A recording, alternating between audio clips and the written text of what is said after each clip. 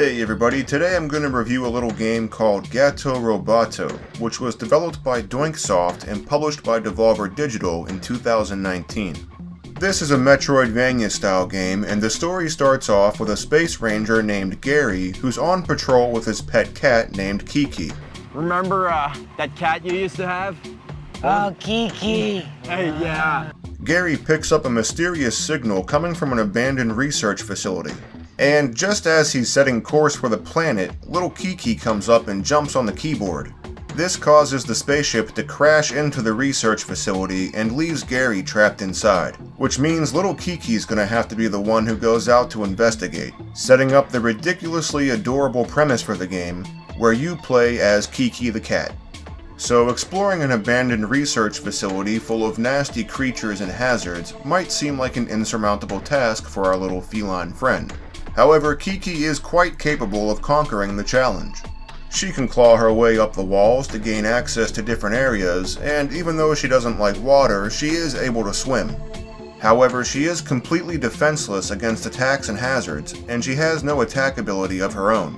Fortunately, there are convenient robot suits around the facility which Kiki can use for defense and attack purposes. The robot suit is super useful because it provides Kiki with a gun to fight off the enemy creatures in the facility.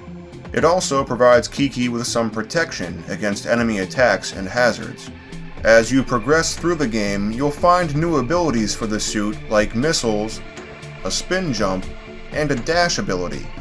These will let you reach new areas of the facility, and I think it's pretty easy to see that this game takes a lot of inspiration from Metroid. But sometimes there will be areas that the robot suit can't get to, so Kiki will have to leave it behind. For example, the robot suit can't go through water, but Kiki reluctantly can. And sometimes in the water, there's these cool little submarines that our feline friend can pilot, and these kinda remind me of Super Mario Land on the Game Boy. The controls for this game are pretty good and responsive for the most part. My only minor criticism is that sometimes the controls for Kiki feel a little floaty. The enemies and the boss fights provide an appropriate level of challenge for such a lighthearted game. However, there was one boss fight in particular that was a little bit of a difficulty spike. The facility itself is well designed with good environmental puzzles, well-placed hazards, and lots of side areas to explore. The game's monochromatic art style is done very well, and you can even unlock new color palettes to change it up a little bit. My favorite is the red one, which makes it look kinda like a Virtual Boy game.